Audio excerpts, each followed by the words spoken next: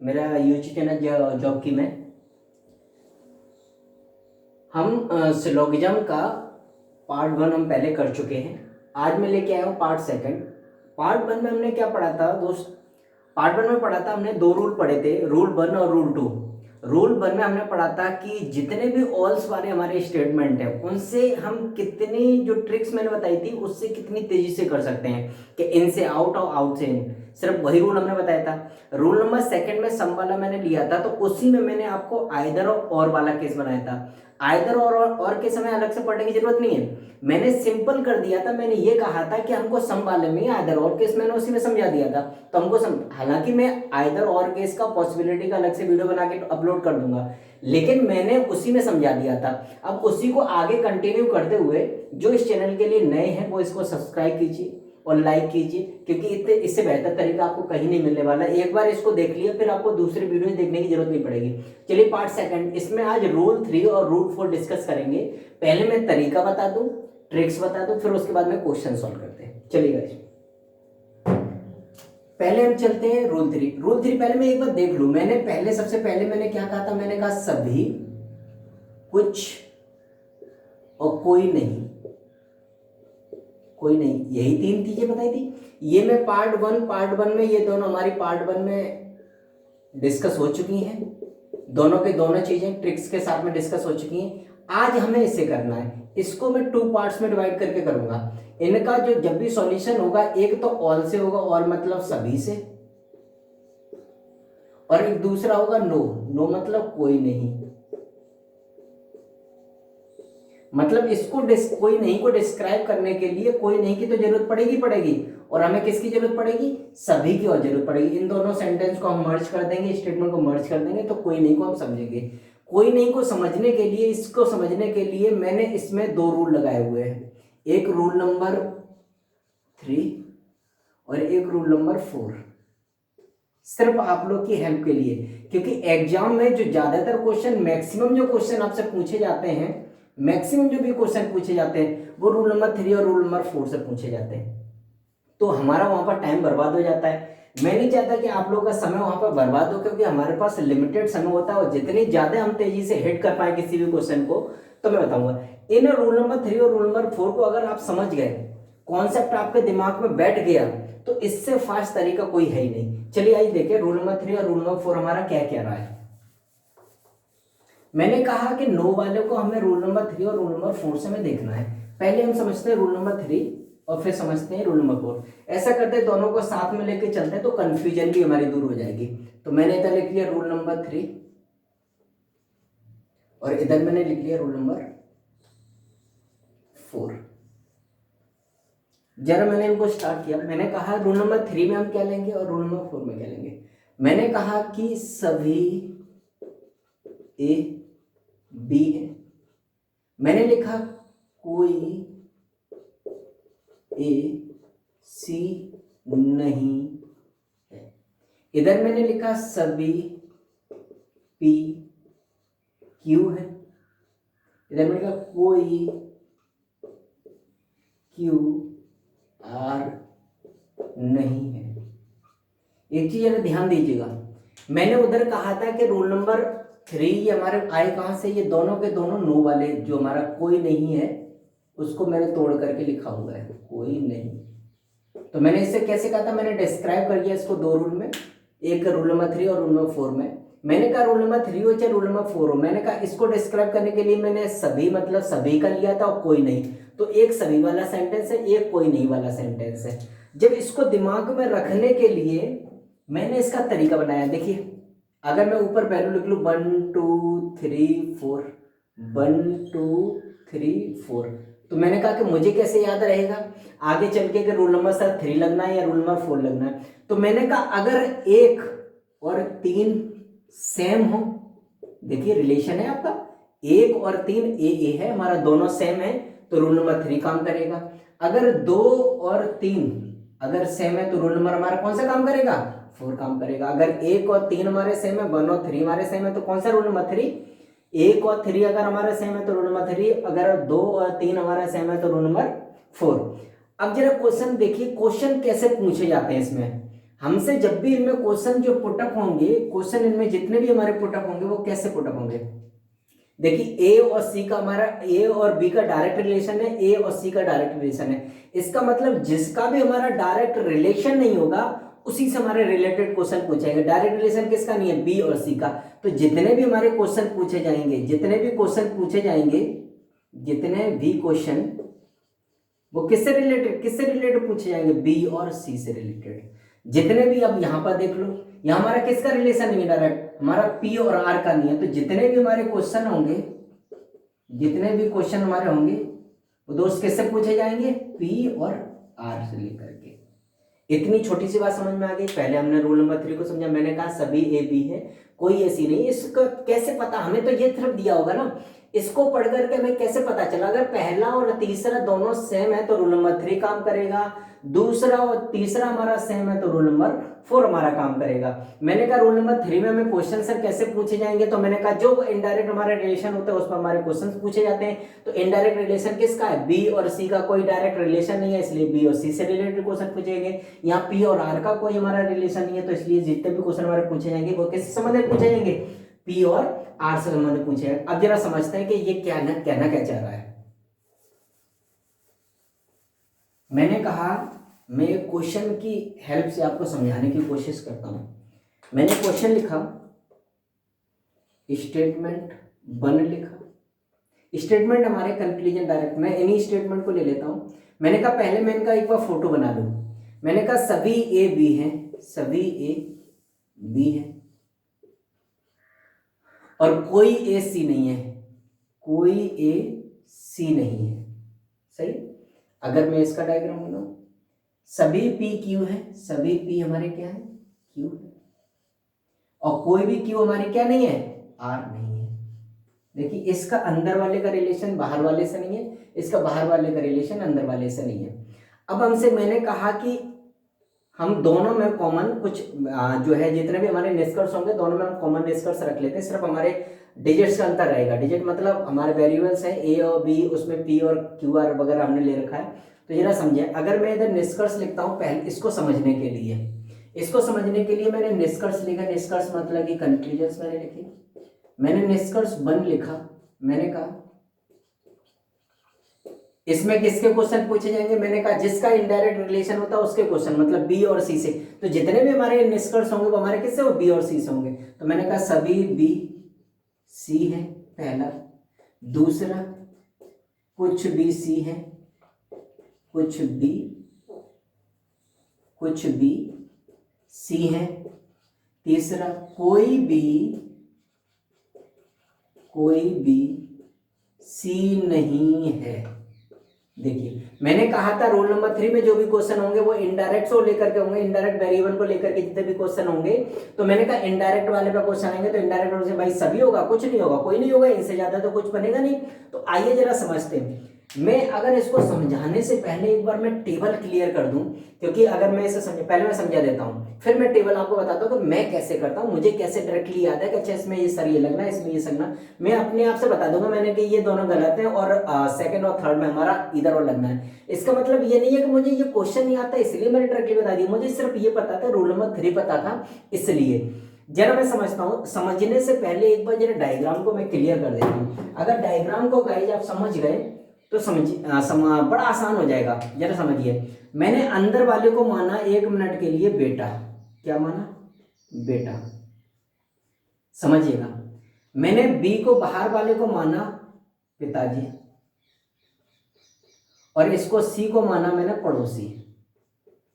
क्या माना? पड़ोसी। सेम यहां पर भी अंदर वाले को माना मैंने बेटा, बाहर वाले को माना मैंने पिताजी, और इधर वाले को माना मैंने पड़ोसी। अब जरा इंटरेस्टिंग कहानी सुनिएगा। मैंने कहा कि मैंने अपने आप को बेटा घोषित किया, मेरे पिताजी हैं और मेरा पड़ोसी है, मैं अपने घर पर रहता हूं। मेरा क्या हुआ? मेरा झगड़ा हो गया पड़ोसी से, किसी बात को लेकर के चर्चा हुई। भाई अक्सर हो जाता है ना, अक्सर हो जाता है झगड़ा। तो मेरा झगड़ा हो गया किससे? पड़ोसी से झगड़ा हो गया। तो सिर्फ मेरे को छोटी सी आप बात बताइए दोस्त, क्या मेरा झगड़ा पड़ोसी हुआ, क्या पड़ोसी से बात करना पिताजी छोड़ देंगे? नहीं ना। अब बात वो करेंगे या नहीं करेंगे हमको तो नहीं पता ना भाई। मेरा झगड़ा पड़ोसी से हुआ है, पिताजी का तो नहीं हुआ, तो पिताजी पड़ोस से बात कर भी सकते हैं और नहीं भी कर सकते हैं। पड़ोसी पिता से पिताजी पड़ोसी से बात कर भी सकते हैं और नहीं भी कर सकते। अगर वो ऐसा होगा पिताजी अगर पूछ रहे हैं बेटा से आकर के, नहीं नहीं तेरा झगड़ा हो गया, हम नहीं करेंगे, ऐसा हमें श्योर नहीं है। और ये भी नहीं है कि पिताजी करें भी कि नहीं मेरा झगड़ा हो गया, पिताजी गए पड़ोस में जाकर के आराम से दावत दावत आराम से खाना पीना खा करके पार्टी वार्टी करके आ रहे हैं, ऐसा भी नहीं है। इसका मतलब एक चीज में बहुत अच्छे से क्लियर है कि पिताजी और बेटे में क्या हमारा रिलेशन क्या है, किस चीज का है। तो हमारा अगर मेरी झगड़ा पड़ोसी से हुआ है तो इसका मतलब जरूरी नहीं है कि पिताजी का झगड़ा पड़ोस में हो, और जरूरी नहीं है कि पिताजी पड़ोस में बात करें ही करें।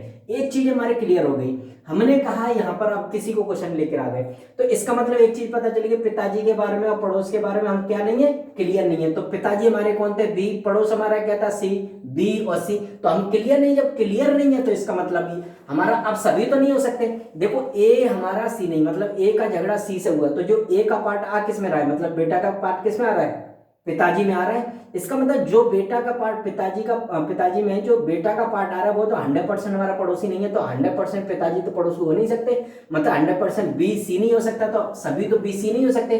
तो ये तो हमारा कैसा हो गया, कैंसिल हो गया। कुछ भी सी है और कोई भी सी नहीं है। मैंने कहा पिताजी बात कर भी सकते हैं और पिताजी बात नहीं भी कर सकते, ना तो हमें इसके बारे में पता है ना तो हमें इसके बारे में पता है।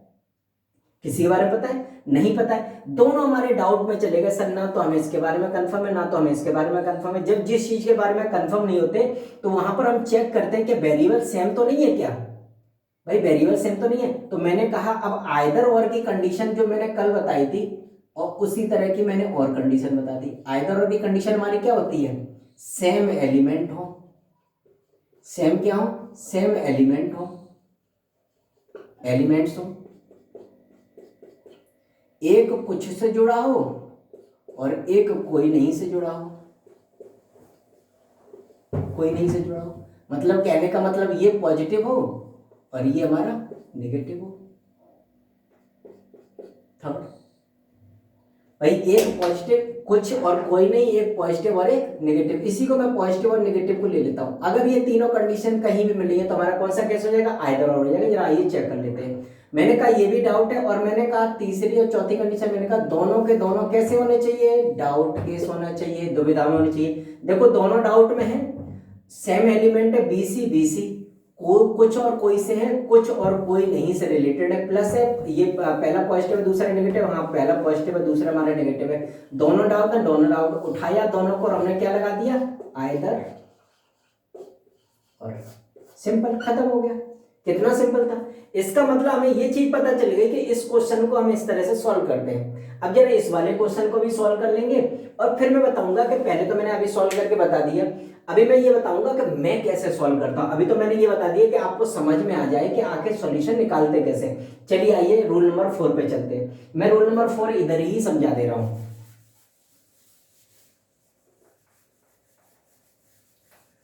रूल नंबर 4 मैं इधर ही समझा दूं। मैंने कहा भाई इसमें क्वेश्चन रूल नंबर 4 में हमारे किससे पूछेंगे, जो इनडायरेक्ट रिलेशन किस किस के बीच में, पी और आर के बीच में जितने भी हमारे क्वेश्चन होंगे पी और आर से रिलेटेड ही हमारे क्वेश्चन होंगे। तो मैंने निष्कर्ष लिख लिया, निष्कर्ष मतलब कंक्लूजन। मैंने पहला लिखा सभी पी आर है, सेकंड मैंने लिखा कुछ पी आर है, थर्ड मैंने लिखा कोई पी आर नहीं है। बस सिंपल सी बात है। अब मैंने कहा अंदर वाले को मैंने थोड़ी देर के लिए बेटा मान लिया, इसको पिताजी मान लिया, जैसे हमने इसमें लिया वैसे ही हमने ये लिया, मतलब यही मान लो, यही उठ करके यहाँ आ गया। अब देखो झगड़ा हमारा किससे हुआ है, अब पड़ोस का झगड़ा हुआ है पिताजी से। किससे झगड़ा हुआ है, पड़ोस का झगड़ा हुआ है पिताजी से। तो क्या बेटा जाके पड़ोस में बैठेगा, ये हम 100% कह सकते हैं, क्योंकि ये हमारा खूनी रिश्ता की बात आ गई। तो हमारे अगर पिताजी की कहीं भी बेइज्जती होती है तो हम इस बात को लेकर के चाहे पिताजी की इज्जत कर रहे हो या नहीं कर रहे, हालांकि करनी चाहिए, ये हमारे जो है नैतिकता में आता है, लेकिन जरूरी तो नहीं ऐसा, क्योंकि आजकल जैसा समाज चल रहा है उस हिसाब से नहीं लगता है। लेकिन हमारे रूल एंड रेगुलेशन के हिसाब से जो हमारा ट्रेडिशन चला है उससे क्या होता है, अगर पिताजी का किसी से भी झगड़ा हो गया तो हम इतने खुददार होते हैं कि बेटा जाकर के पड़ोस में जल्दी झगड़ा करता है। पक्का मार तोड़ कर देगा। पिताजी एक बार के लिए छोड़ दें लेकिन बेटा नहीं छोड़ता है। तो पिताजी का पड़ोस में झगड़ा होगा तो ये 100% हम कह सकते हैं कि बेटा का भी झगड़ा पड़ोस में हो जाएगा, बेटा बिल्कुल पड़ोस में जाके बात नहीं करेगा। ये हम 100% श्योर, जो 100% श्योर है, तो पी और आर का रिलेशन हमारा क्या हो जाएगा कि पी हमारा कभी भी आर से बात नहीं करेगा। पी आर से बात नहीं करेगा तो मतलब नहीं करेगा तो नहीं करेगा। देखो पी और आर का नहीं से रिलेशन हो, उठा दो, देखो कोई भी हमारा कोई भी पी आर नहीं है, 100% सही है भैया। अभी भी तो बताया कोई भी पी आर से हमारा बात नहीं करेगा, मतलब बेटा कभी भी पड़ोस से बात नहीं करेगा, बेटा जो है कभी भी पड़ोस से बात नहीं करेगा। लेकिन क्यू और आर के बीच में हमारा क्या है, देखो क्यू और आर के बीच में हमारा नहीं से ना, कोई भी क्यू हमारा आर नहीं है। जब कोई भी क्यू नहीं है तो हमारे कुछ क्यू और सभी क्यू वाले क्या हो जाएंगे, दोनों गलत हो जाएंगे। सभी पी आर बिल्कुल गलत है, कुछ पी आर बिल्कुल गलत है, क्योंकि हमें सिंपल सी बताएं, जब वो ऊपर सेंटेंस में दे रहा कोई भी क्यू का रिलेशन आर से नहीं है तो हम यहाँ पर कैसे सही कर लेंगे, सही करने का कोई है बिल्कुल नहीं है। हमें सिर्फ ये पता है कि 101% बेटा पड़ोस में बात नहीं करेगा तो बेटा कोई भी हमारा पड़ोसी नहीं होगा। कितना छोटा सा तरीका, बिल्कुल स्मार्ट तरीका है। अगर एक बार समझ गया ना कॉन्सेप्ट दोस्त, मजा आ जाएगा। अब जरा ये समझिए कि मैं कैसे करता हूँ, मुझे कैसे पता है, मुझे कैसे याद है। सर आपको कैसे याद रहता है? मुझे याद नहीं रहता, मेरे पास रूल 3 और रूल 4 दिमाग में सेट हो चुके हैं, वही मैं आपसे कह रहा हूं। जरा समझिए रूल 3 और रूल 4 को डायरेक्ट कैसे करते हैं। मैंने यहां रूल 3 और यहां पर लिख लिया रूल 4। मैंने यहां लिखा सभी, यहां मैंने लिखा कुछ, और यहां मैंने लिखा कोई नहीं। मैंने यहां लिखा सभी, यहां मैंने लिखा कुछ, और यहां पर मैंने लिखा कोई नहीं। बस अब सिंपल है, हमने क्वेश्चन सॉल्व करना शुरू किया। हमने कहा रूल नंबर 3 जहां पर भी निकल के आता है, रूल नंबर 3 हमारा क्या होता है, पहला और तीसरा हमारा सेम होना चाहिए। पहला और तीसरा हमारा सेम होना चाहिए, कुछ और कोई नहीं से हमारे स्टेटमेंट रिलेशन होना चाहिए, पहला और तीसरा समझ में आना चाहिए, तो हमारा रूल नंबर 3 निकलेगा। दूसरा और तीसरा अगर हमारा सेम होगा तो रूल नंबर 4 लगेगा। तो रूल नंबर 3 जैसे ही हमारे दिमाग में आ गया तो हमने कहा तीनों के तीनों हमारे गलत होते हैं, और दूसरे और तीसरे में कोई और कोई नहीं में हमारा क्या लग जाता है, आइदर केस लग जाता है। सिंपल, हमको याद हो गया। सिंपल सी बात है कि हमको पहले से याद है कि रूल नंबर 3 में सारे के सारे गलत होते हैं, कुछ और कोई नहीं में डाउट होता है, इसीलिए हम आइदर और लगा देते हैं। रूल नंबर 4 में हमें पता है कि सभी वाला गलत होता है, कुछ वाला गलत होता है, कोई नहीं वाला 100% सही होता है। बस इतना तो याद रखना है कि रूल नंबर 4 हुआ तो हमारा कोई नहीं वाला सही रहेगा, रूल नंबर 3 हुआ तो हम क्या है, कुछ और कोई नहीं वाले में आइदर और केस लगाएंगे और आगे बढ़ जाएंगे। अब क्या हमें करने की जरूरत है, हमें फोटो बनाने की जरूरत है? बिल्कुल भी फोटो बनाने की जरूरत नहीं है। अगर आपको लगता है कि सर फोटो बनाने की जरूरत है तो मैं इसको फोटो बना के ना बनाकर भी सॉल्व कर दूंगा। चलिए मैं क्वेश्चन कराता हूं कि हमें फोटो नहीं बनाना, हमको मतलब कि वेन डायग्राम नहीं बनाना है। बिना वेन डायग्राम के हम क्वेश्चन को कैसे सॉल्व करके फटाक से समझते हैं। जरा मैं क्वेश्चन एक बोर्ड पर लिखता हूं, आप जरा समझिए। मैंने क्वेश्चन एक लिखा, मैंने लिखा सभी, मैंने एक क्वेश्चन ले लिया, मैंने स्टेटमेंट लिया है सभी कुत्ते बिल्लियां हैं, कोई बिल्ली बकरी नहीं है। मैंने ये लिख दिया। अब हमें ये सिर्फ इतना पता, मुझे ना ये पता है कि रूल नंबर 3 का क्वेश्चन है ना रूल नंबर 4 का, लेकिन मैंने रूल नंबर 3 में मैंने बताया पहला और तीसरा सेम होना चाहिए, रूल नंबर 4 में मैंने बताया दूसरा और तीसरा सेम होना चाहिए। मैंने काउंटिंग कर ली 1 2 3 और 4। अब जल्दी से मुझे बताओ कौन कौन सा सेम है, दूसरा और तीसरा। इसका मतलब इसमें क्या लगेगा, रूल नंबर 4।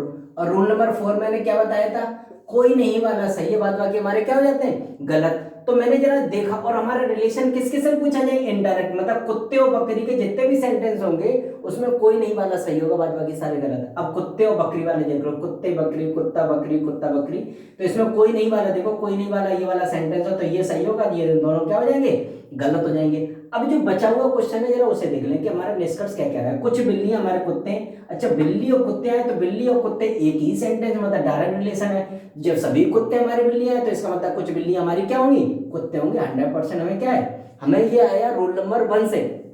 रूल नंबर 1 मतलब क्या कह रहा है, सभी कुत्ते हमारी क्या है, देखो मैंने यहाँ पर लिख लिया सभी डॉग हमारे क्या है, बिल्लियां हैं, कैट है।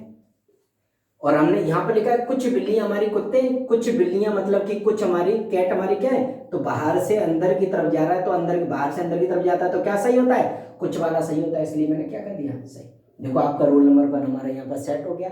इसी में अगर और मैं सरेंडर कर दूं तो रूल नंबर 2 भी हमारा इसी में आ जाएगा, है ना। तो इसका मतलब जो हमें समझना होता है roll number 1, roll number 2, roll number 3, roll number 4, अगर चारों को मिक्स करे हुए क्वेश्चन आए तो आपको कभी भी प्रॉब्लम नहीं होगी, ये मेरी गारंटी है ना। 101% हर क्वेश्चन को हिट कर जाओगे। जरा समझिए कि एक क्वेश्चन और लेता हूं, तो मुझे जरा बताइए रोल नंबर 3 का है, रोल नंबर 4 का, और बिना मैंने क्या डायग्राम बनाया नहीं बताया, बिना डायग्राम के ही मैंने इस क्वेश्चन को सॉल्व किया है। जरा आगे और क्वेश्चन को जरा देखिए। स्टूडेंट 1 मैंने लिया, मैंने कहा सभी कुर्सियां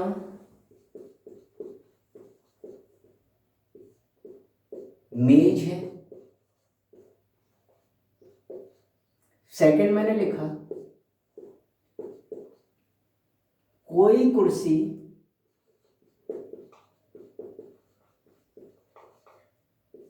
सीट नहीं है। मैंने यहां निष्कर्ष लिखे। पहला निष्कर्ष मैंने लिखा सभी मेज सीट है। मैंने लिखा कुछ सीट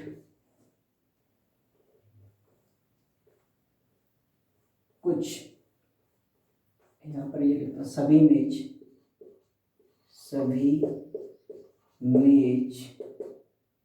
कुर्सियां हैं।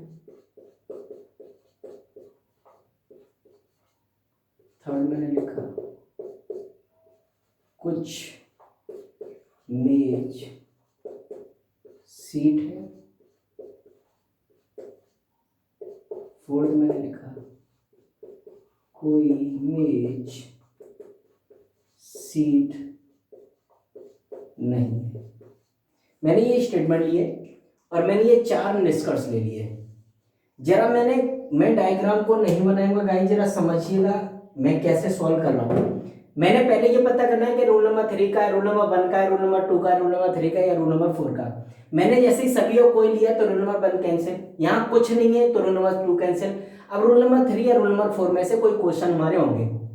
मैंने देखा कि मैंने इसे काउंटिंग ले 1 2 3 और 4 हमारे कौन से सेम है, कौन से वाले सेम है 1 और 3 मतलब रोल नंबर हमारा कौन सा काम करेगा, रोल नंबर हमारा 3 वाला काम करेगा। रोल नंबर 3 मतलब कि सारे के सारे गलत होते हैं और कुछ और कोई नहीं वाले में क्या लगता है, आइदर और केस लगता है। अब हमारे लेकिन आइदर और केस तभी लगेगा जब हमारे क्या होंगे, एलिमेंट्स हमारे सेम होंगे, एक पॉजिटिव होगा एक नेगेटिव होगा और दोनों के दोनों हमारे क्या होंगे, डाउट क्वेश्चन है। तो हमारे क्वेश्चन किससे पूछेंगे, मैंने वहां भी बताया था कि हमारे भाई कुर्सी और मेज का डायरेक्ट संबंध है तो इससे क्वेश्चन बन भी सकते हैं, तो लेकिन हम डायरेक्ट नहीं लगाते। तो इसमें क्या पूछे, मेज और सीट के बीच में हमारा इनडायरेक्ट रिलेशन है, तो जितने भी हमारे क्वेश्चन होंगे इनडायरेक्ट रिलेशन में। तो मेज और सीट को लेकर के कुछ और कोई नहीं वाले में आइदर कैसे बाद बाकी हमारे मेज और सीट से रिलेटेड वाले क्या हो जाएंगे, कंक्लूजन गलत हो जाएंगे। तो मेज और सीट और मेज और सीट, तो मेज और सीट में कुछ और कोई नहीं, इसमें क्या लग जाएगा, आइदर केस। यही तो हमने पढ़ा है अभी तक, तो मैंने कि कुछ और नहीं वाले में क्या लग जाएगा, आइदर केस लग जाएगा। और मेज और सीट से रिलेटेड सभी वाला है तो हमारा क्या हो जाएगा, गलत हो जाएगा। अब एक मेज और कुर्सी वाला का, सभी मेज हमारी कुर्सियां हैं, सभी कुर्सियां मेज हैं, लेकिन सभी मेज हमारी क्या, देखो सभी कुर्सियां मेज हैं, लेकिन हम क्या कह सकते थे, हम ये कह सकते हैं 100% सही कि कुछ मेज हमारी क्या होंगी, कुर्सियां, लेकिन सभी मेज हमारी कुर्सियां होंगी, ये हमें 100% क्या सही है। मैंने जब स्टार्ट किया था सिलोजिज्म तो मैंने ये कहा था कि जब तक 100% हमारा कंक्लूजन सही नहीं होगा तब तक हम कंक्लूजन को सही नहीं करेंगे। तो 100% हमको नहीं पता कि सभी की सभी मेज हमारी कुर्सियां हैं या नहीं है। अगर नहीं समझ में आता तो देखो लिखो, सभी कुर्सियां मेज हैं, तो सभी कुर्सियां मतलब सभी चेयर हमारी क्या है, टेबल है, सभी तो मैंने यहां पर क्या लिखा हुआ है, सभी मेज हमारी कुर्सियां, सभी टेबल हमारी क्या है, बाहर से अंदर की तरफ। जब बाहर से अंदर की तरफ तो रोल नंबर 1 याद आता है कि बाहर से अंदर की तरफ जाते हैं सिर्फ सर कुछ वाला सही होता है, बाद बाकी सारे सही होते हैं। तो यहाँ पर क्या लिखा है, यहाँ कुछ है नहीं है, तो बाद बाकी क्या हो गए, सब गलत हो गए। तो हमारे क्या हुआ, थर्ड और फोर्थ में हमारा आइदर केस बना, बाद बाकी सारे के सारे क्या गलत। देखिए रूल नंबर 3 और रूल नंबर 4 कितना आसान हो गया, मतलब रूल नंबर 1 हो गया, रूल नंबर 2 हो गया, रूल नंबर 3 हो गया, रूल नंबर 4 हो गया। अगर ये 4 रूल कर लिए तो पूरा सिलोजिज्म हमारा क्या हो जाता है, अब हम हो जाता है। अब नेक्स्ट वीडियो में जब भी मैं बनाऊंगा तो सिलोगिज्म के हमारे 4 ही रूल है। अब मैं जब भी अगर हमारा सिलोगिज्म का अगर मैं चैप्टर डालता हूँ, आप लोग कहेंगे नीचे कमेंट में, अगर आप कहेंगे कि सर मैं क्वेश्चंस और डाल दीजिए कि कौन कौन से क्वेश्चंस हमारे एग्जाम में पूछे जाते हैं, तो मैं पूरी कोशिश करूंगा कि एग्जाम में रिलेटेड जितने भी हमारे क्वेश्चन होंगे उनको कलेक्ट करने की कोशिश करूंगा और उनका सॉल्यूशन जो है रूल नंबर 1, 2 और 3 और 4 से ही बनाऊंगा।